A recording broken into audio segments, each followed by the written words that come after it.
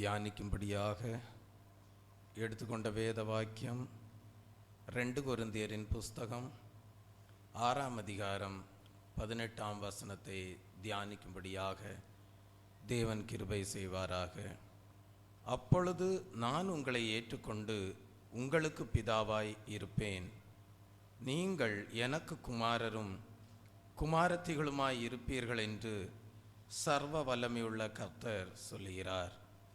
ஜெபிப்போம். அன்பும் மகா கிருபையும் இரக்கவும் நிறைந்த நேசமுள்ள நல்ல தகப்பனே, இந்த நாளிலேயும் தேவரீர் கர்த்தாவே எங்களுக்கு தியானிக்கும்படியாக கொடுத்திருக்கிற இந்த வசனத்திற்காக உமக்கு ஸ்தோத்திரம். இந்த வசனத்தின் மூலமாக தேவரீர் எங்களுக்கு வெளிப்படுத்துகிற தூது கேட்கிற ஒவ்வொருவருக்கும் ஆசீர்வாதமாக காணப்பட தேவன்தாமே கிருபை நல்கிறளும். இயேசு கிறிஸ்துவின் இன்ப நாமத்தில் ஜெபிக்கிறேன் பிதாவே, ஆமேன். அப்பொழுது நான் உங்களை ஏற்றுக்கொண்டு உங்களுக்கு பிதாவாய் இருப்பேன். நீங்கள் எனக்கு குமாரரும் குமாரத்திகளுமாய் இருப்பீர்கள் என்று சர்வ வல்லமையுள்ள கர்த்தர் சொல்லுகிறார்.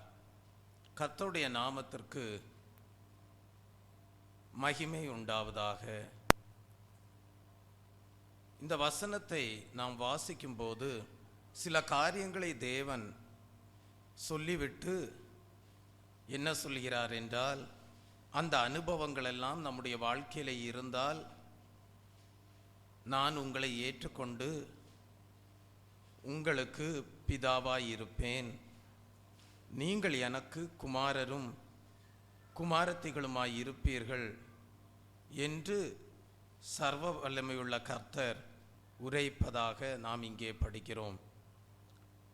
தெய்வ பிள்ளையே, யெகோவா என்கிற பிதாவாகிய தேவனுக்குள் காணப்படுகிற பல தன்மைகளுள் ஒன்றுதான் சர்வ வல்லமை. தேவன் தம்மை வெளிப்படுத்தும் போது சர்வ வல்லவர் என்று வெளிப்படுத்துவதை பார்க்கிறோம். ஆபிரகாமை குறித்து நாம் படிக்கும் போதும் தேவன் அவனுக்கு சர்வ வல்லமை உள்ளவராக தம்மை வெளிப்படுத்தினார் என்று நம்மால் படிக்க முடியும். தெய்வ பிள்ளையே, சர்வ வல்லமையுள்ள தேவனுக்குள் காணப்படுகிற மகத்துவங்கள் என்ன என்பதை குறித்து தியானிக்கும் போது வெளிப்படுத்தல் எழுதின புஸ்தகம் 15ஆம் அதிகாரம் 3ஆம் வசனத்தை படிக்கும்போது, அவர்கள் தேவனுடைய ஊழியக்காரனாகிய மோசேயின் பாட்டையும் ஆட்டுக்குட்டியானவருடைய பாட்டையும் பாடி, சர்வ வல்லமையுள்ள தேவனாகிய கர்த்தாவே, தேவரீருடைய கிரியைகள் மகத்துவமும் ஆச்சரியமும் ஆனவைகள், பரிசுத்தவான்களின் ராஜாவே, தேவரீருடைய வழிகள் நீதியும் சத்தியமும் மானவைகள் என்று சொல்லப்பட்டிருக்கிறது. இந்த இடத்திலே நாம் படிக்கிறோம், சர்வ வல்லமையுள்ள தேவனுடைய கிரியைகள் மகத்துவமானதும் ஆச்சரியமானவைகளுமாயிருக்கிறது என்று நாம் இந்த இடத்திலே படிக்கிறோம். அப்படியானால் சர்வ வல்லமையுள்ள தேவனுக்குள் மகத்துவமான கிரியைகளும் ஆச்சரியமானவைகளும் உண்டு என்பதை நாம் இந்த வசனத்தின் மூலமாக அறிந்து கொள்கிறோம். இப்படிப்பட்ட தேவன்தான் ஆபிரகாமுக்கு தரிசனமாகிறார், ஈசாக்கோடு பேசுகிறார், யாக்கோபோடு இடைபடுகிறார். மோசேயோடு இந்த தேவன் கிரியை செய்து கொண்டிருந்தார் என்பதை நாம் அறிந்து கொள்கிறோம். சர்வ வல்லமையுள்ள தேவனுக்குள் மகத்துவமான கிரியைகளும் ஆச்சரியமானவைகளும் உண்டு என்றால், தெய்வ பிள்ளையே, சர்வ வல்லமையுள்ள தேவன் புதிய ஏற்பாட்டு சபையிலே செய்யக்கூடிய மகத்துவமான கிரியை என்ன, ஆச்சரியமான காரியம் என்ன என்பதை இந்த நாளிலே தியானிக்க தேவன் நமக்கு கிருபை செய்வாராக. சர்வ வல்லமையுள்ள தேவனுடைய மகத்துவமான கிரியைகள் என்று நாம் தியானிப்போமே ஆனால் நமக்கு நாட்கள் போதாது. ஆனால் புதிய ஏற்பாட்டு சபையிலே சர்வ வல்லமையுள்ள தேவன் செய்கிற மகத்துவமான கிரியைகள், ஆச்சரியமான காரியங்களை நாம் தியானிக்கும் போது, முதலாவது தேவன் என்ன செய்கிறார் என்றால், தம்மை குறித்து அறியாத ஜனங்களை தனக்கு குமாரனும் குமாரத்தியும் ஆக்கி தான் அவர்களுக்கு பிதாவாக மாறி அவர்களுக்கு தம்முடைய மகத்துவத்தை வெளிப்படுத்துகிறார். ஆகவே புதிய ஏற்பாட்டு சபையிலே சர்வ வல்லமையுள்ள தேவன் செய்கிற மகத்துவமான கிரியை என்னவென்றால், தேவனை பற்றியே அறியாத ஜனங்களுக்கு தம்மை வெளிப்படுத்தி தமக்கு அவர்களை குமாரர்களாகவும் குமாரத்திகளுமாக மாற்றி தம்மை அவர்களுக்கு பிதாவாக அவர்களுடைய ஜீவியத்திலே தம்முடைய மகத்துவமான கிரியைகளை வெளிப்படுத்தக்கூடியவராய் இருக்கிறார். அப்படியானால் எப்பொழுது தம்மை அறியாதிருந்த ஜனங்களுக்கு தம்முடைய மகத்துவத்தை வெளிப்படுத்தினார்? எப்பொழுது அறியாதிருக்கக்கூடிய ஜனங்களுக்கு பிதாவாக மாறினார் என்று தியானிக்கும் போது, அதைதான் 2 கொரிந்தியரின் புஸ்தகம் 6ஆம் அதிகாரம் 14 முதல் 17ஆம் வசனத்திலே நாம் படிக்கிறோம். அந்நிய நுகத்தில் அவிசுவாசிகளுடன் பிணைக்கப்படாதிருப்பீர்களாக. நீதிக்கும் அநீதிக்கும் சம்பந்தமேது? ஒளிக்கும் இருளுக்கும் ஐக்கியமேது? கிறிஸ்துவுக்கும் பேலியாளுக்கும் இசைவேது? அவிசுவாசியுடனே விசுவாசிக்கு பங்கேது? தேவனுடைய ஆலயத்திற்கும் விக்கிரகங்களுக்கும் சம்பந்தம் ஏது?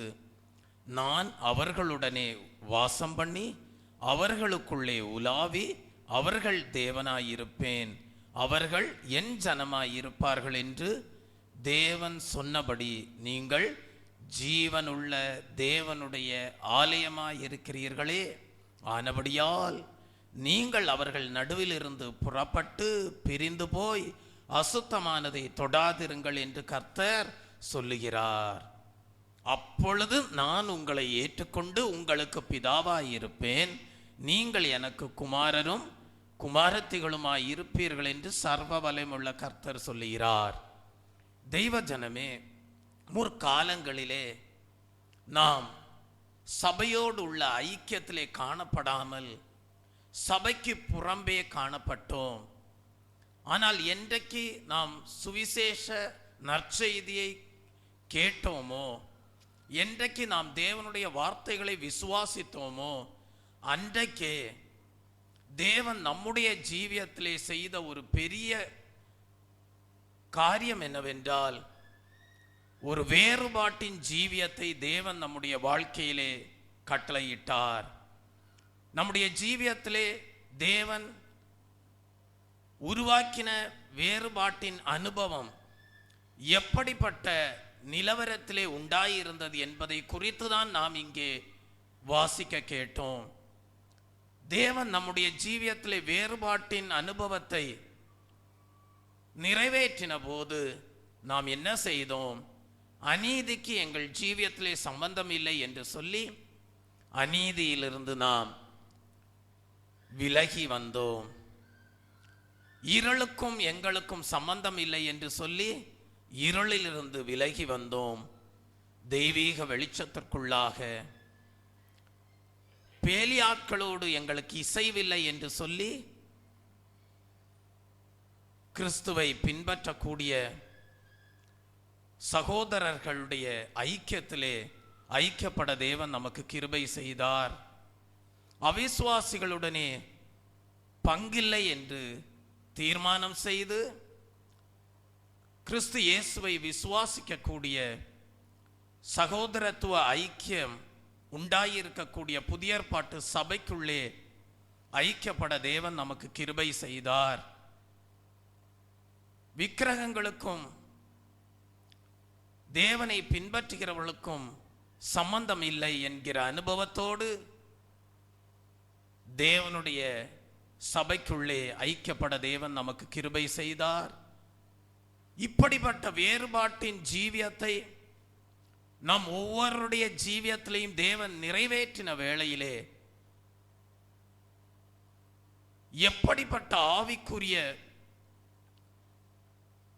பாக்கியத்தை தேவன் நமக்கு கொடுத்தார் என்றால், கல்லினாலும் மண்ணினாலும் கட்டப்பட்டதல்ல தேவனுடைய ஆலயம். தேவனுடைய ஆலயமோ பரிசுத்தமாய் இருக்கிறது, நீங்களே அந்த ஆலயம் என்று சொல்லப்பட்ட வேத வாக்கியம் நம் ஜீவியத்திலே நிறைவேறும்படியான பாக்கியத்தை தேவன் உண்டு பண்ணினார்.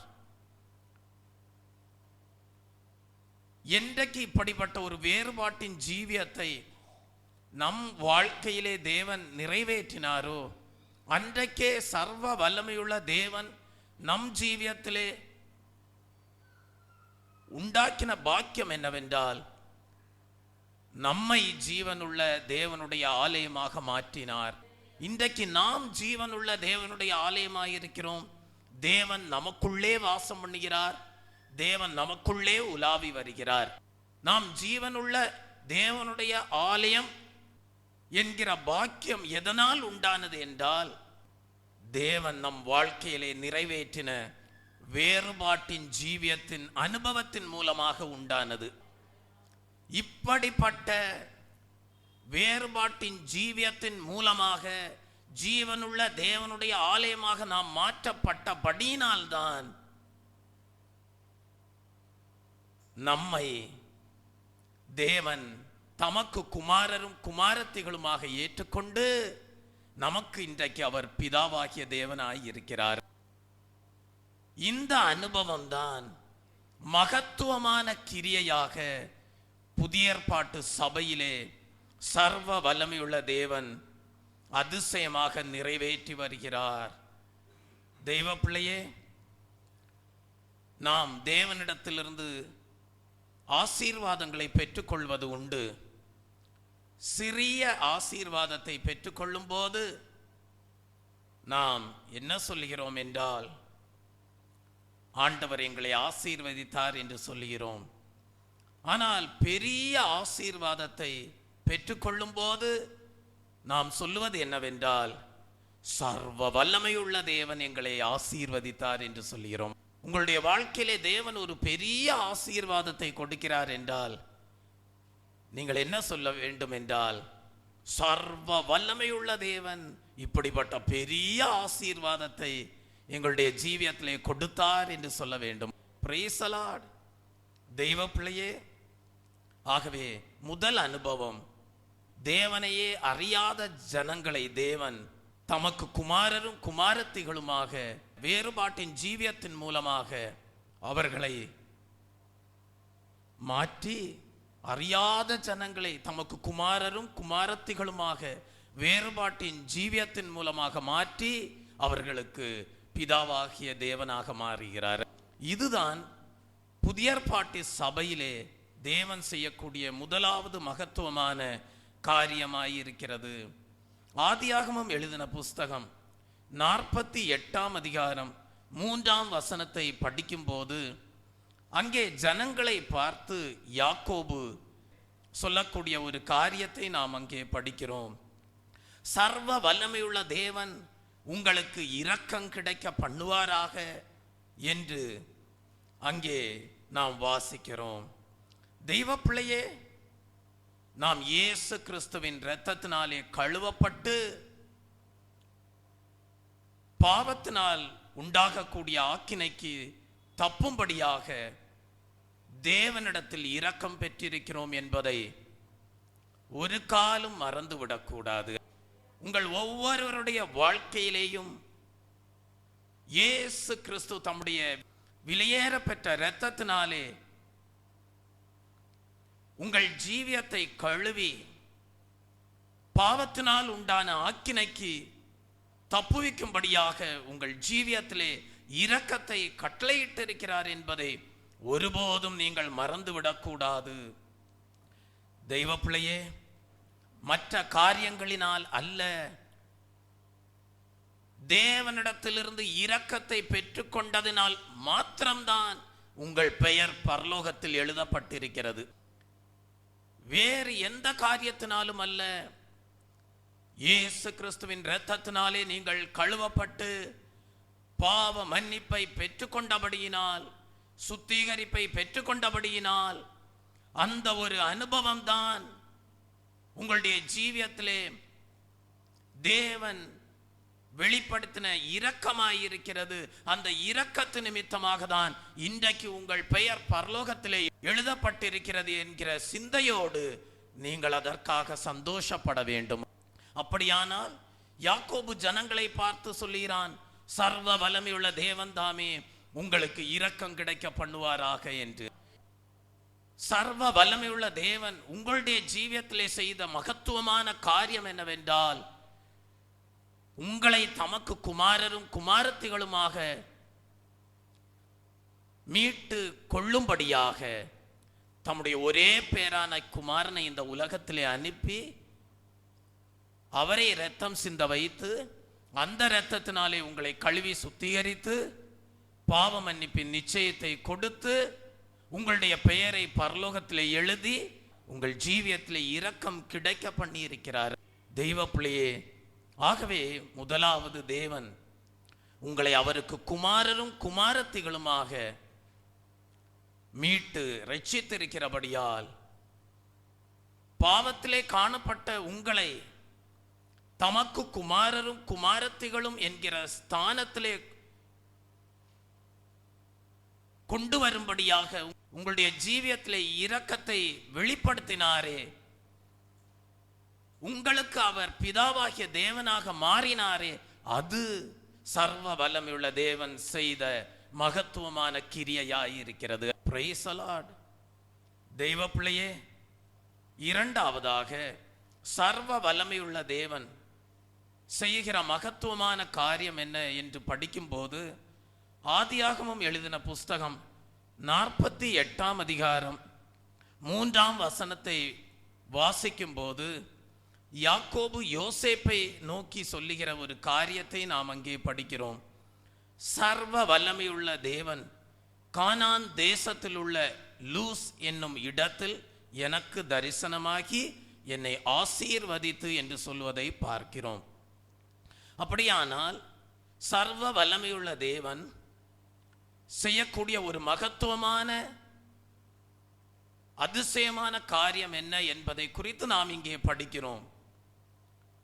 சர்வ வல்லமையுள்ள தேவன் யாக்கோபுக்கு தரிசனத்தை கொடுத்திருக்கிறார். அப்படியானால் சர்வ வல்லமையுள்ள தேவன் இன்றைக்கும் தம்முடைய பிள்ளைகளுக்கு தரிசனத்தை கொடுத்து வருகிறார். தெய்வ பிள்ளையே, தரிசனத்தை காண்பது என்று சொல்வது எல்லாருக்கும் கிடைக்கிற ஒரு அனுபவம் அல்ல. தேவனுடைய தரிசனத்தை காண்பது என்பது சாதாரண காரியம் அல்ல. ஆகவே ஒரு மனிதன் தேவனுடைய தரிசனத்தை காண்கிறான் என்றால் அது சர்வ வல்லமையுள்ள தேவன் செய்கிற மகத்துவமான கிரியையாயிருக்கிறது. ஒரு தீர்க்கதரிசியை குறித்து நாம் வேதத்திலே படிக்கிறோம். அந்த தீர்க்கதரிசியினுடைய பெயர் பீலேயாம். அந்த பீலேயாம் தீர்க்கதரிசியை குறித்து எண்ணாகமம் எழுதின புஸ்தகம் 24ஆம் அதிகாரம் 4ஆம் வசனத்திலே நாம் படிக்கிறோம். தேவன் அருளும் வார்த்தைகளை கேட்டு சர்வ வல்லவரின் தரிசனத்தை கண்டு தாழ விழும்போது கண் திறக்கப்பட்டவன் விளம்புகிறதாவது என்று சொல்லப்பட்டிருக்கிறது. தெய்வ பிள்ளையே, உங்கள் எல்லாருக்கும் தெரியும், பாலாக் ராஜாவினுடைய கட்டளையை நிறைவேற்றும்படியாக பீலேயாம் தீர்க்கதரிசி இஸ்ரவேல் ஜனங்களை சபிக்கும்படியாக கழுதையின் மீது ஏறி செல்வதை பார்க்கிறோம். ஆனால் அவனுடைய வழிகள் தேவனுக்கு பிரியமாய் இராதபடியினால் தேவன் ஒரு தூதனை அங்கே அனுப்புகிறான். அந்த தூதன் உருவின பட்டயத்தோடு பீலேயாம் ஏறி சென்ற கழுதைக்கு முன்பாக அந்த கழுதை முன்னே செல்லக்கூடாதபடிக்கு தடையாய் இருந்தது என்பதை பார்க்கிறோம். அப்பொழுது பீலேயாம் தீர்க்கதரிசி யார் மீது கோபப்படுகிறான் என்றால், தான் ஏறி செல்கிற கழுதையின் மீது கோபப்பட்டு, தெய்வ பிள்ளையே, கழுதையை அடிக்கக்கூடியவனாக காணப்பட்டான். ஆனால் அந்த சந்தர்ப்பத்திலே பீலேயாம் தீர்க்கதரிசி சென்று கொண்டிருக்கிற வழி சரியானது அல்ல, அது தேவனுக்கு பிரியமானது அல்ல. இப்படி ஒரு முறையாவது நான் செயல்பட்டிருக்கிறேனா என்று கழுதை என்ன செய்ய ஆரம்பித்தது என்றால், பேச ஆரம்பித்தது. அப்பொழுதுதான் பீலேயாம் தீர்க்கதரிசி அறிந்து கொண்டான், அந்த கழுதை முன் செல்லக்கூடாதபடிக்கு ஒரு தூதன் உருவின பட்டயத்தோடு நிற்பதை அவன் அறிந்து கொண்டான். ஆகவேதான் அவன் சொல்லுகிறான், தேவன் அருளும் வார்த்தைகளை கேட்டு சர்வ வல்லவரின் தரிசனத்தை கண்டு தாழ விழும்போது கண் திறக்கப்பட்டவன் விளம்புகிறதாவது என்று சொல்வதை பார்க்கிறோம். தெய்வ பிள்ளையே, அவன் இஸ்ரவேல் ஜனங்களை சபிக்கும்படியாக கழுதையின் மீது ஏறி பிரயாணப்படும் போது அவனுடைய கண்கள், புறம்பான கண்கள், எழுத்தின்படியான புறம்பான கண்கள் திறக்கப்பட்டிருந்தாலும் ஆவிக்குரிய கண்கள், மனக்கண்கள் திறக்கப்படாதபடி காணப்பட்டது. ஆனால் ஒரு தேவதூதன் உருவின பட்டயத்தோடு வந்து நின்றபோது, கழுதை வாய் திறந்து பேசின போது அவன் என்ன செய்தானாம்? தாழ விழுந்தானாம். விழுந்த வேளையிலே அவனுடைய இருதய கண்கள், அவனுடைய மனக்கண்கள், அவனுடைய ஆவிக்குரிய கண்கள் திறக்கப்பட்டன என்று நாம் இங்கே படிக்கிறோம். அப்பொழுது சர்வ வல்லவருடைய தரிசனத்தை காண்கிறான். தெய்வ பிள்ளையே, இந்த உலகத்திலே எவ்வளவு பெரிய ஞானிகளாக வேண்டுமானாலும் காணப்படலாம், எவ்வளவு பெரிய அறிவாளிகளாக வேண்டுமானாலும் காணப்படலாம். ஆனால் மனிதனுடைய ஆவிக்குரிய கண்கள் அடைக்கப்பட்டிருக்குமே, ஆனால் மனிதனுடைய மனக்கண்கள், இருதய கண்கள் அடைக்கப்பட்டிருக்குமே, ஆனால் பீலேயாம் எப்படி தான் செல்கிற வழி தவறானது என்பதை அறியாதிருந்தானோ, அப்படிதான் எவ்வளவு பெரிய ஞானிகளாயிருந்தாலும் அவர்கள் தாங்கள் செல்கிற வழி இன்னதென்று அறியாதவர்களாகவே தான் காணப்படுவார்கள். ஆகவே சர்வ வல்லமையுள்ள தேவன் தம்முடைய பிள்ளைகளுடைய வாழ்க்கையிலே செய்யக்கூடிய மகத்துவமான கிரியை என்னவென்றால், கல்விமான்களுக்கும் பெரிய ஞானிகளுக்கும் வெளிப்படாத ரகசியங்களை தம்முடைய தரிசனத்தை கொடுத்து அறிந்து கொள்ள செய்கிறார். Praise the Lord. அப்படிதான் இந்த பீலேயாம் ஒரு பெரிய தீர்க்கதரிசி தான். ஆனால் அவன் போகிற பாதை, அவன் செல்கிற வழி தவறானது என்பதை அவன் அறியாதவனாகவே தான் செயல்பட்டான். ஆனால் அவனுடைய இருதய கண்கள் திறந்த போதுதான் அறிந்து கொண்டான், தான் செல்கிற வழி தேவனுக்கு பிரியமானது அல்ல என்று. இன்றைக்கும் ஒவ்வொரு மனிதனுடைய ஜீவியத்திலேயும் இந்த மனக்கண்கள், ஆவிக்குரிய கண்கள் திறக்கப்படாமல் தான் காணப்படுகிறது. ஆனால் ஒருவேளை உன்னுடைய இருதய கண்களையும் மனக்கண்களையும் ஆவிக்குரிய கண்களையும் தேவன் திறந்திருப்பாரே, ஆனால் அதுதான் சர்வ வல்லமையுள்ள தேவன் செய்கிற மகத்துவமான கிரியை. Praise the Lord. அப்படியானால் உலகத்திலே கோடான கோடி ஜனங்கள் அறிவாளிகளாக ஞானிகளாக காணப்படலாம். ஆனால் யாருடைய இருதய கண்கள், மனக்கண்கள், ஆவிக்குரிய கண்கள் திறக்கப்பட்டிருக்கிறதோ அவர்களுக்கு தான் தேவனுடைய ரகசியங்கள் வெளிப்படுத்தப்படுகிறது. இப்படிப்பட்ட தரிசனத்தை ஒரு மனிதன் பெற்றுக்கொள்கிறான் என்றால் அது சர்வ வல்லமையுள்ள தேவன் செய்கிற மகத்துவமான கிரியையாய் இருக்கிறது. ஏனென்றால் எல்லாருடைய ஜீவியத்திலையும் இப்படிப்பட்ட தரிசனங்கள் உண்டாவதில்லை. ஆனால் ஒரு சிலருடைய ஜீவியத்திலே தேவன் ஆவிக்குரிய கண்களை திறந்து தரிசனத்தை கொடுக்கிறார் என்றால் அது சர்வ வல்லமையுள்ள தேவன் செய்கிற மகத்துவமான கிரியையாய் இருக்கிறது. Praise the Lord. ஒரு கேள்வி எழும்புகிறது, எப்படி மனிதனுடைய ஆவிக்குரிய கண்கள் அடைக்கப்பட்டது என்று ஒரு கேள்வி எழும்புகிறது.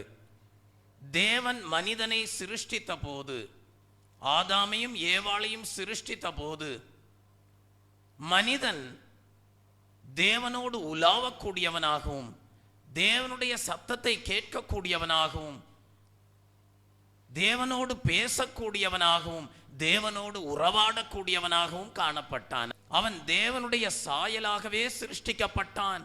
ஆனால் என்றைக்கு அவன் பாவம் செய்தானோ அவனுடைய ஆவிக்குரிய கண்கள் குருடாக்கப்பட்டது, ஆனால் மாம்ச கண்கள் திறக்கப்பட்டது. ஆகவேதான் வேத வசனம் சொல்லுகிறது, இப்பிரபஞ்சத்தின் லோகாதிபதியாகிய பிசாசானவன் கண்களை குருடாக்கினான் என்று. ஆதியிலே தேவனால் உருவாக்கப்பட்ட ஆதாமும் ஏவாளும் ஆவிக்குரிய கண்கள் திறக்கப்பட்டவர்களாக தான் காணப்பட்டார்கள். ஆனால் என்றைக்கு தேவனுடைய வார்த்தைகளுக்கு கீழ்ப்படியாமல் போனார்களோ அன்றைக்கே இப்பிரபஞ்சத்தின் லோகாதிபதியாகிய பிசாசானவன் அவர்களுடைய ஆவிக்குரிய கண்களை குருடாக்கினான். அவருடைய மாம்ச கண்கள் திறக்கப்பட்டது. இன்றைக்கும் இந்த முழு உலகத்திலேயும் எல்லாருடைய மாம்ச கண்களும் திறக்கப்பட்டிருக்கிறது, ஆனால் ஆவிக்குரிய கண்களோ திறக்கப்படவில்லை. ஆனால் சர்வ வல்லமையுள்ள தேவன் புதிய ஏற்பாட்டு சபையிலே செய்யக்கூடிய மகத்துவமான கிரியை என்னவென்றால், தம்முடைய பிள்ளைகளுடைய இருதய கண்களை, மனக்கண்களை, ஆவிக்குரிய கண்களை திறக்க வைத்து அவர்களுக்கு தரிசனத்தை கொடுக்கிறார். அதை தான் யாக்கோபு சொல்லினான், சர்வ வல்லமையுள்ள தேவன் கானான் தேசத்தில் உள்ள லூஸ் என்னும் இடத்தில் எனக்கு தரிசனமாகி என்னை ஆசீர்வதித்து என்று சொல்லுகிறான். உங்களுடைய வாழ்க்கையிலே சர்வ வல்லமையுள்ள தேவன் தரிசனத்தை கொடுக்கும் போது அது உங்களுக்கு ஆசீர்வாதமாக மாறுகிறது. தெய்வ பிள்ளையே, ஆகவே தேவன் உங்களை அழைத்து வேறு பிரித்து தமக்கு குமாரரும் குமாரத்திகளுமாக மாற்றி அவர் உங்களுக்கு பிதாவாகிய தேவனாய் இருக்கிறார் என்றால், அவர் உங்களுக்கு சர்வ வல்லமையுள்ள தேவனாய் இருக்கிறார் என்றால், அவர் உங்கள் ஜீவியத்திலே உங்களுக்கு தரிசனத்தை கொடுத்து நடத்தக்கூடியவராய் இருக்கிறார். அது சர்வ வல்லமையுள்ள தேவன் செய்யக்கூடிய மகத்துவமான காரியமாய் இருக்கிறது. தெய்வ பிள்ளையே, ஒரு சாதாரண மனிதனை அழைத்து வேறு பிரித்து தரிசனத்தை கொடுக்கிறார் என்றால் அவர் சர்வ வல்லமையுள்ள தேவன். Praise the Lord. இன்றைக்கும் அந்த சர்வ வல்லமையுள்ள தேவன் உங்களோடு இடைப்பட்டு கொண்டுதான் இருக்கிறார். மூன்றாவதாக சர்வ வல்லமையுள்ள தேவன் செய்கிற மகத்துவமான காரியம் என்ன? யோபுவின் புஸ்தகம் 8ஆம் அதிகாரம் 3ஆம் வசனத்தை படிக்கும்போது, தேவன் நியாயத்தை புரட்டுவாரோ சர்வ வல்லவர் நீதியை புரட்டுவாரோ என்று அங்கே நாம் படிக்கிறோம். சர்வ வல்லமையுள்ள தேவனுடைய மகத்துவமான காரியம் என்னவென்றால், மகத்துவமான கிரியை என்னவென்றால், அவர் நீதியையும் நியாயத்தையும் புரட்டாத தேவனாய் இருக்கிறார். நாம் வேத புஸ்தகத்தை படிக்கும்போது அநேக தேவ நீதியை பற்றி நாம் படிக்கிறோம். அப்படிப்பட்ட தேவ நீதிக்குரிய சத்தியங்களை நம் ஜீவியத்திலே சர்வ வல்லமையுள்ள தேவன் நிறைவேற்றக்கூடியவராய் இருக்கிறார். Praise the Lord. பொதுவாக நான் முழுக்கு ஞானஸ்நான சத்தியத்தை குறித்து பேசும்போது அது தேவனுடைய நீதியாய் இருக்கிறது என்று நான் சொல்லுவதுண்டு. இப்படியாக தேவனுடைய நீதிக்குரிய அநேக சத்தியங்கள் வேத புஸ்தகத்திலே காணப்படுகிறது. அப்படிப்பட்ட சத்தியங்களை சர்வ வல்லமையுள்ள தேவன் உங்கள் ஜீவியத்திலே நிறைவேற்றி உங்களை ஆசீர்வதிக்கிறவராயிருக்கிறார். அப்படிப்பட்ட தேவ நீதிக்குரிய நியாயங்களுக்குரிய காரியங்களை ஒருபோதும் சர்வ வல்லமையுள்ள தேவன் புரட்டுவதில்லை. தெய்வ பிள்ளையே, ஒரு தேவனுடைய நீதிக்குரிய ஒரு வாக்குத்தத்த வசனத்தை உங்களுக்கு முன்பாக வைக்கிறேன். ஏசாயா தீர்க்கதரிசியின் புஸ்தகம் 54ஆம் அதிகாரம் 17ஆம் வசனத்தை நாம் படிக்கும்போது அங்கே நாம் படிக்கிறோம், உனக்கு விரோதமாக உருவாக்கப்படும் எந்த ஆயுதமும் வாய்க்காதே போம், உனக்கு விரோதமாக நியாயத்தில் எழும்பும் எந்த நாவையும் நீ குற்றப்படுத்துவாய், இது கர்த்தருடைய ஊழியக்காரரின் சுதந்திரமும் என்னால் உண்டான அவர்களுடைய நீதியுமாயிருக்கிறது என்று கர்த்தர் சொல்லுகிறார். தெய்வ பிள்ளையே, நாம் எல்லாரும் ஒரு விதத்தில் தேவனுக்கு ஊழியம் செய்து கொண்டிருக்கிறோம். நமக்கு தேவன் கொடுத்திருக்கிற வாக்கு தத்தத்தை பார்த்தீர்களா? சர்வ வல்லமையுள்ள தேவன் நீதியையும் நியாயத்தையும் புரட்ட மாட்டார். ஆம், நம்முடைய ஜீவியத்திலே தேவன் கொடுத்திருக்கிற வாக்கு தத்தம் என்னவென்றால், உனக்கு விரோதமாய் உருவாக்கப்படும் எந்த ஆயுதமும் வாய்க்காதே போம், உனக்கு விரோதமாய் நியாயத்தில் எழும்பும் எந்த நாவையும் நீ குற்றப்படுத்துவாய். அப்படியானால் ஒரு ஊழியக்காரனுக்கு விரோதமாக எத்தனை ஆயுதங்கள் எழும்பினாலும் அது ஒன்றுமில்லாமல் அது வாய்க்காதே போக பண்ணுகிறவர் சர்வ வல்லமையுள்ள தேவன்.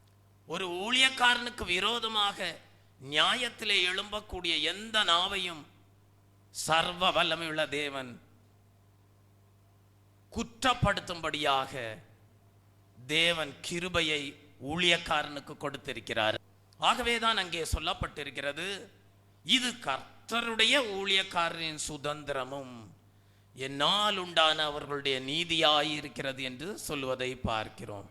ஆகவே ஊழியக்காரர்களுடைய ஜீவியத்திலே சர்வ வல்லமையுள்ள தேவன் இப்படிப்பட்ட ஆசீர்வாதத்தின் வாக்கு தத்தங்களை கொடுத்து தேவனுடைய சித்தத்தை நிறைவேற்ற செய்கிறார். Praise the Lord. ஆகவே தெய்வ பிள்ளையே, நாம் தேவனை ஆராதிக்கும் போது யெகோவா தேவனுக்குள் சர்வ வல்லமை என்கிற தன்மை உண்டாயிருக்கிறது என்கிற எண்ணத்தோடு நாம் தேவனை ஆராதிக்கும் போது அந்த சர்வ வல்லமையுள்ள தேவன் நீதியையும் நியாயத்தையும் புரட்டாதவர் என்கிற எண்ணத்தோடு நாம் தேவனை ஆராதிக்க வேண்டும். ஊழியக்காரர்களுக்கு தேவன் வாக்கு தத்தத்தை கொடுத்திருக்கிறார். ஒவ்வொரு விசுவாசிகளுக்கும் தேவன் வாக்கு தத்தத்தை கொடுத்திருக்கிறார். அந்த வாக்கு தத்தங்களை தேவன் ஒருபோதும் புரட்டுவதில்லை. காரணம், அவைகளெல்லாம் நீதியும் நியாயமுமானவைகளாயிருக்கிறது. அதை உங்களுடைய ஜீவியத்திலே நிறைவேற்றி உங்களை வெற்றி சிறக்க பண்ணக்கூடியவராயிருக்கிறார். Praise the Lord. நான்காவதாக, சர்வ வல்லமையுள்ள தேவன் செய்யக்கூடிய மகத்துவமான கிரியை என்ன என்று நாம் தியானிக்கும் போது ஆதியாகமம் எழுதின புஸ்தகம் 28ஆம் அதிகாரம் 3ஆம் வசனத்தை நாம் படிக்கும்போது அங்கே நாம் வாசிக்கிறோம், சர்வ வல்லமையுள்ள தேவன் உன்னை ஆசீர்வதித்து நீ பல ஜன கூட்டமாகும்படி உன்னை பலுகவும் பெருகவும் பண்ணி என்று நாம் அங்கே படிக்கிறோம். தெய்வ பிள்ளையே, தேவன் புதிய ஏற்பாட்டு சபையிலே செய்யக்கூடிய நான்காவது மகத்துவமான கிரியையை குறித்து நாம் இங்கே படிக்கிறோம். சர்வ வல்லமையுள்ள தேவன் என்ன செய்கிறாராம்? ஆசீர்வதித்து நீ பல ஜன கூட்டமாகும்படி உன்னை பலுகவும் பெருகவும் பண்ணுகிறவராய் இருக்கிறார். தெய்வ பிள்ளையே, இந்த சத்தியத்தை நாம் சரியாக விளங்கி கொள்ள வேண்டுமானால் ஆதியாகமம் எழுதின புஸ்தகம் 35ஆம் அதிகாரம் 11ஆம் வசனத்தை நாம் படிக்கும்போது நாம் அங்கே வாசிக்கிறோம், பின்னும் தேவன் அவனை நோக்கி, நான் சர்வ வல்லமையுள்ள தேவன், நீ பலுகி பெருகுவாயாக, ஒரு ஜாதியும் பற்பல ஜாதிகளின் கூட்டங்களும் உன்னிலிருந்து உண்டாகும், ராஜாக்களும் உன் சந்ததியில் பிறப்பார்கள் என்று அங்கே சொல்லப்பட்டிருப்பதை படிக்கிறோம். அப்படியானால் புதிய ஏற்பாட்டு சபையிலே தேவன் செய்யக்கூடிய, சர்வ வல்லமையுள்ள தேவன் செய்யக்கூடிய மகத்துவமான கிரியை என்ன? அங்கே நாம் படிக்கிறோம், ஒரு ஜாதியும் பற்பல ஜாதிகளின் கூட்டங்களும் உன்னிலிருந்து உண்டாகும். தெய்வ பிள்ளை, அப்படி என்றால் என்ன? பற்பல ஜாதிகளின் கூட்டங்கள் ஒரு ஜாதியாக மாறுகிறது. முற்காலங்களிலே நாம் எல்லாரும் நான் இன்ன ஜாதி என்று சொல்லி பெருமையாக பேசிக்கொள்ளக்கூடியவர்களாக காணப்பட்டோம். உங்கள் ஒவ்வொருவரிடத்தில் கேட்டாலும் நீங்க சொல்லுவீங்க, நான் இன்ன ஜாதி, நான் இன்ன ஜாதி, நான் இன்ன ஜாதி என்றெல்லாம் நீங்கள் சொல்லுவீர்கள். ஆனால் தேவன் புதிய ஏற்பாட்டு சபையிலே உண்டாக்கின மகத்துவமான கிரியை என்ன தெரியுமா? முன்பு சபைக்கு புறம்பே இருந்த நாட்களிலே, தேவனை அறியாது இருந்த நாட்களிலே, நீங்கள் எல்லாரும் நாங்கள் இன்ன இன்ன ஜாதி என்று சொல்லிக் கொண்டிருந்தீர்கள். ஆனால் என்றைக்கு சர்வ வல்லமையுள்ள தேவனுக்கு குமாரரும் குமாரத்திகளுமாக மாறினீர்களோ அன்றைக்கு தேவன் உங்களை இந்த புதிய ஏற்பாட்டு சபையின் ஐக்கியத்திற்குள் கொண்டு வந்து, மகனே மகளே, இனி நீ பற்பல ஜாதிகளின் கூட்டம் அல்ல, நீ இனி ஒரே ஜாதி என்னப்படுவாய் என்றார். அந்த ஒரே ஜாதிக்கு பெயர் என்ன? பரிசுத்த ஜாதி. அந்த ஒரே ஜாதிக்கு பெயர் என்ன? நீதியுள்ள ஜாதி. அப்படியானால் இன்றைக்கு புதிய ஏற்பாட்டு சபையிலே காணப்படுகிற தேவ ஜனங்கள் பரிசுத்த ஜாதியாகவும் நீதியுள்ள ஜாதியாகவும் காணப்படுகிறார்கள். ஆகவேதான் ஏசாயா தீர்க்கதரிசியின் புஸ்தகத்திலே நாம் படிக்கிறோம், சத்தியத்தை கை கொண்டு வருகிற நீதியுள்ள ஜாதி உள்ளே பிரவேசிப்பதற்காக வாசல்களை திறவுங்கள். உம்மை உறுதியாய் பற்றி கொண்ட மனதை உடையவன், உம்மையே நம்பி இருக்கிறபடியால் நீர் அவர்களை பூர்ண சமாதானத்தோடு காத்துக்கொள்வீர். Praise the Lord. சர்வ வல்லமையுள்ள தேவன் செய்கிற மகத்துவமான கிரியை என்னவென்றால், பற்பல ஜாதிகள் என்று சொல்லிக் கொண்டிருந்த நம்மை ஒரே தகப்பனுக்கு கீழாக குமாரரும் குமாரத்திகளுமாக, அவருடைய குமாரனுடைய இரத்தத்தினாலே கழுவப்பட்ட அனுபவத்தோடு மூத்த சகோதரனாக இயேசு கிறிஸ்து காணப்பட நாம் எல்லாரும் அவருக்கு இளைய சகோதரர்களாக சகோதரத்துவ ஐக்கியத்திற்குள்ளாக தேவன் நம்மை கொண்டு வந்தார். Praise the Lord. பரலோக சந்ததியினுடைய முறைமை எப்படி காணப்படுகிறது என்றால், சர்வ வல்லமையுள்ள தேவன் யெகோவா தேவன், அவருடைய குமாரனாகிய இயேசு கிறிஸ்து, அவரால் மீட்கப்பட்ட ஜனங்களாகிய நாம் தேவனுக்கு, சர்வ வல்லமையுள்ள தேவனுக்கு குமாரரும் குமாரத்திகளுமாக காணப்படுகிறோம். ஆனால் ஆண்டவராகிய இயேசு கிறிஸ்துவுக்கோ நாம் எல்லாரும் சகோதரர்களாய் இருக்கிறோம். ஆண்டவராகிய இயேசு கிறிஸ்து நமக்கு மூத்த சகோதரராய் இருக்கிறார். Praise the Lord. தெய்வ பிள்ளையே, ஆகவேதான் இங்கே நாம் படிக்கிறோம், ஜாதிகள் என்று சொல்லப்பட்டிருக்கிறது. அதாவது பற்பல ஜாதிகளாய் இருந்த நம்மை ஒரே ஜாதியாக புதிய ஏற்பாட்டு சபைக்குள்ளாக தேவன் நம்மை கொண்டு வந்திருக்கிறார். இந்த பற்பல ஜாதிகளாக சேர்ந்த ஒரே ஜாதியாக காணப்படுகிற இந்த ஐக்கியம்தான் கர்த்தருடைய சபையாக, புதிய ஏற்பாட்டு சபையாக காணப்படுகிறது. Praise the Lord.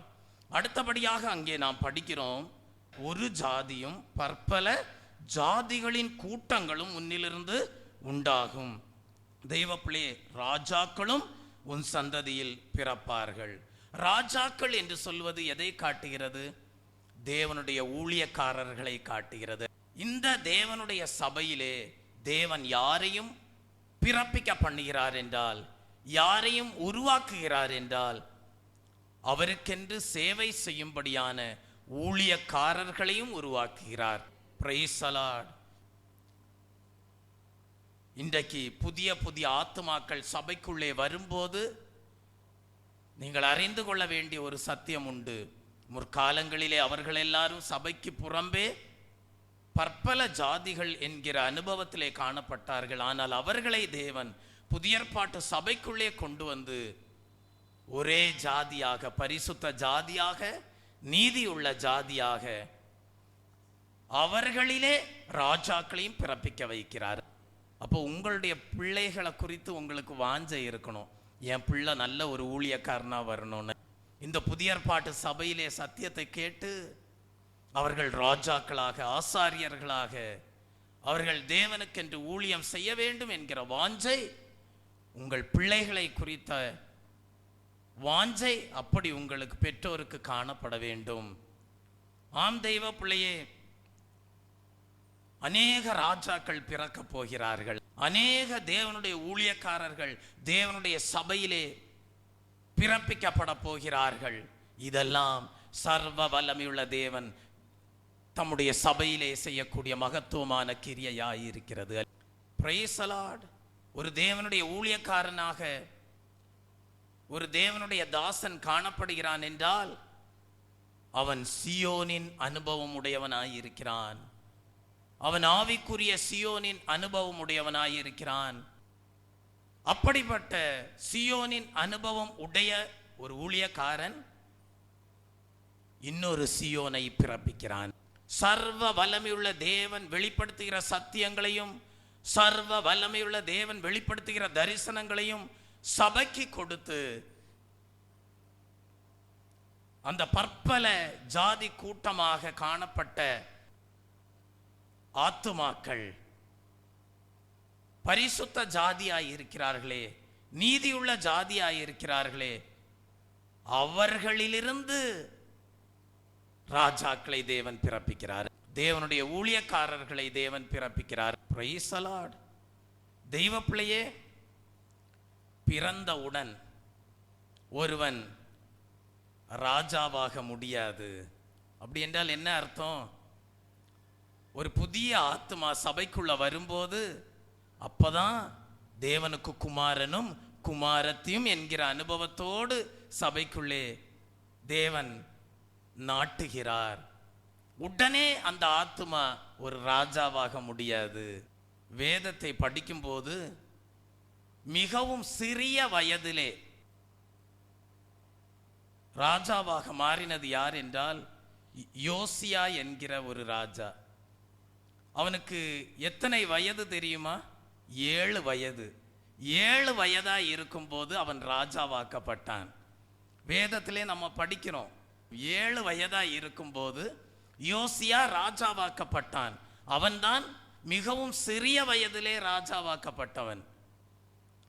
7 என்று சொல்லுவது எதை காட்டுகிறது தெரியுமா?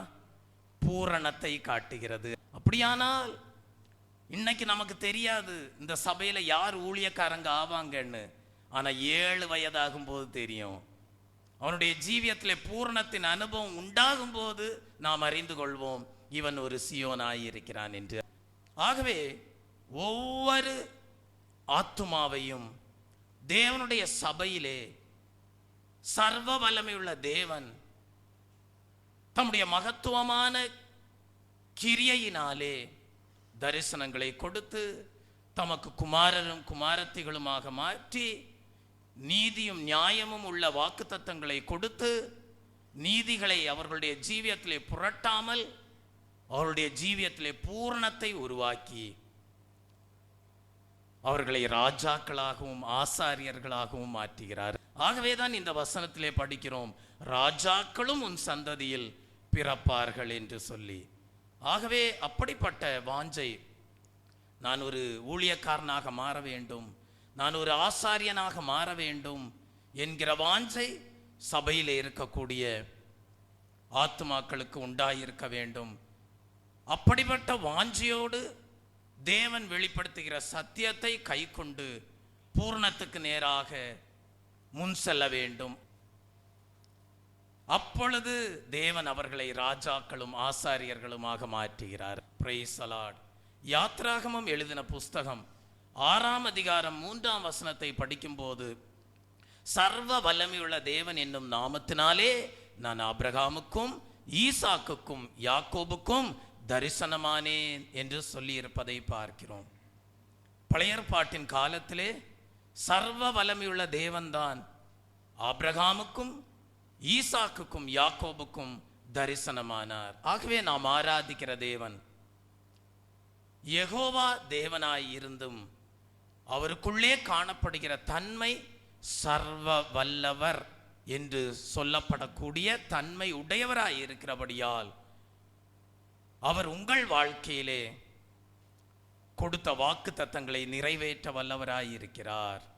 ரோமர் 4ஆம் அதிகாரம் 21ஆம் வசனத்திலே வாசிக்கிறோம், தேவன் வாக்கு தத்தம் பண்ணினதை நிறைவேற்ற வல்லவராய் இருக்கிறார் என்றும் முழு நிச்சயமாய் நம்பி தேவனை மகிமைப்படுத்தி விசுவாசத்தில் வல்லவனானான்.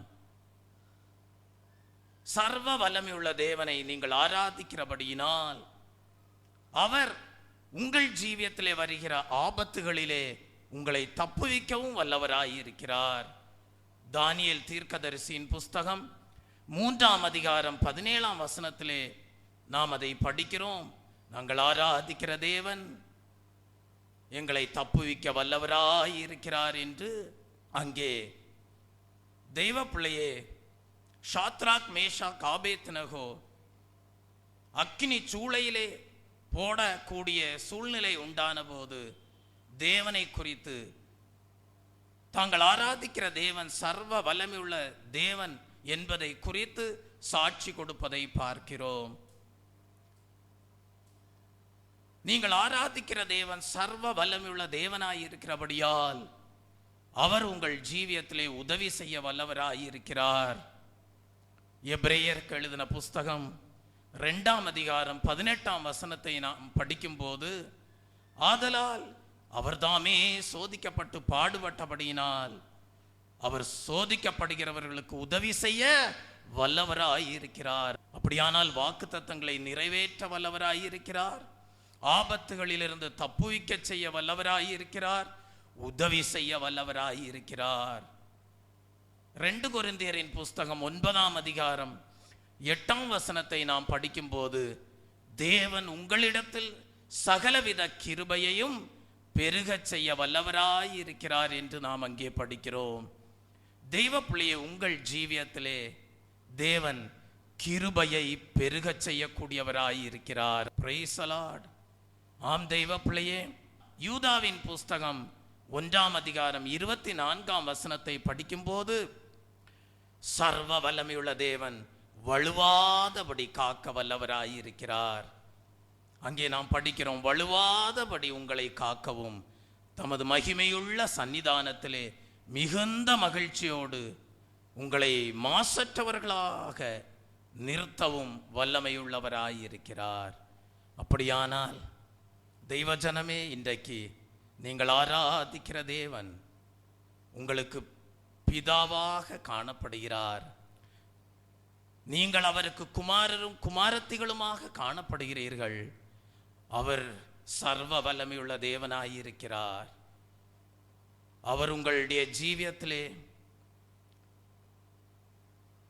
கொடுத்த எல்லா வாக்குத்தத்தங்களையும் நிறைவேற்ற வல்லவராயிருக்கிறார். உங்கள் ஜீவியத்திலே உண்டாகிற ஆபத்துகளிலே உங்களை தப்புவிக்க செய்ய வல்லவராயிருக்கிறார். உங்கள் ஜீவியத்திலே உங்களுக்கு உதவி செய்ய வல்லவராயிருக்கிறார். கிருபையை பெருகச் செய்யக்கூடியவராயிருக்கிறார். வழுவாதபடி காக்க வல்லவராயிருந்து ஆண்டவராகி இயேசு கிறிஸ்துனுடைய வருகையின் நாளுக்கும் அவருடைய மகிமையுள்ள சன்னிதானத்திலே மிகுந்த மகிழ்ச்சியோடு உங்களை மாசற்றவர்களாக நிறுத்த செய்ய வல்லமையுள்ளவராயிருக்கிறார். ஆகவே அந்த சர்வ வல்லமையுள்ள தேவனுடைய தரிசனத்தை பெற்றுக்கொள்ள நீங்கள் தகுதியுள்ளவர்களாயிருக்கிறீர்கள். தெய்வ பிள்ளையே, அந்த சர்வ வல்லமையுள்ள தேவனுடைய நீதியும் நியாயமும் உள்ள வாக்கு தத்தத்தை பெற்று ஆசீர்வதிக்கப்பட நீங்கள் தகுதியுள்ளவர்களாயிருக்கிறீர்கள். அந்த சர்வ வல்லமையுள்ள தேவன் உங்களை தேவனுடைய சபையிலே கொண்டு வந்திருக்கிறார் என்றால் உங்களையும் ராஜாக்களும் ஆசாரியர்களுமாக மாற்றச் செய்யக்கூடிய பூரணத்தின் உபதேசத்தை கொடுத்து பூர்ண வளர்ச்சி அடைந்தவர்களாக அவருக்கென்று சேவை செய்யக்கூடிய பாக்கியத்தையும் கொடுக்கக்கூடிய வல்லவராயிருக்கிறார். அப்படிப்பட்ட தேவனை நீங்கள் ஆராதிக்கிறபடியினால் இப்பேற்பட்ட சகல ஆசீர்வாதங்களும் உங்களுக்கு உங்களுடைய ஜீவியத்திலே உண்டாயிருக்கும். தேவன் அப்படியே உங்களை ஆசீர்வதித்து வழி நடத்தும்படியாக ஸ்தோத்திர பலிகளை ஏறெடுப்போம். ஸ்தோத்திரம், ஸ்தோத்திரம், ஸ்தோத்திரம், ஸ்தோத்திரம், ஸ்தோத்திரம். சர்வ வல்லமையுள்ள தேவனாயிருந்து உங்களுடைய ஜீவியத்திலே சகல நல்ல ஆசீர்வாதங்களையும் தம்முடைய வாக்கு தத்தத்தின்படி உங்களை அப்படியே ஆசீர்வதிக்கும்படியாக ஸ்தோத்தரிப்போம். ஸ்தோத்திரம், ஸ்தோத்திரம், ஸ்தோத்திரம். என் ஆத்மாவே கர்த்தரை ஸ்தோத்தரி, என் முழு உள்ளமே அவருடைய பரிசுத்த நாமத்தை ஸ்தோத்தரி. என் ஆத்மாவே கர்த்தரை ஸ்தோத்தரி, அவர் செய்த சகல உபகாரங்களையும் மறவாதே.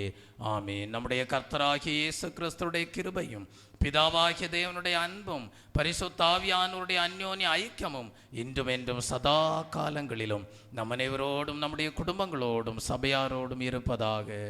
ஆமீன். உன்னதமானவரே, உயர் மறைவில் இருக்கிறவர், சர்வ வல்லவரே, நிழலில் தங்குவான், இது பரமசிலாக்கியமே. சர்வ வல்லவரே, நிழலில் தங்குவான், இது பரமசிலாக்கியமே. அவசட்டையின் கீழடை கலம்புகவே தம் சிறகுகளால் மூடுவார். அவர் சட்டையின் கீழடை கலம்புகவே தம் சிறகுகளால் மூடுவார். லேலுயா. ஸ்தோத்திரம். சர்வ வல்லமையுள்ள தேவன் தாமே உங்களை ஆசீர்வதித்து பலப்படுத்தி மேன்மைப்படுத்துவாராக. ஆமென்.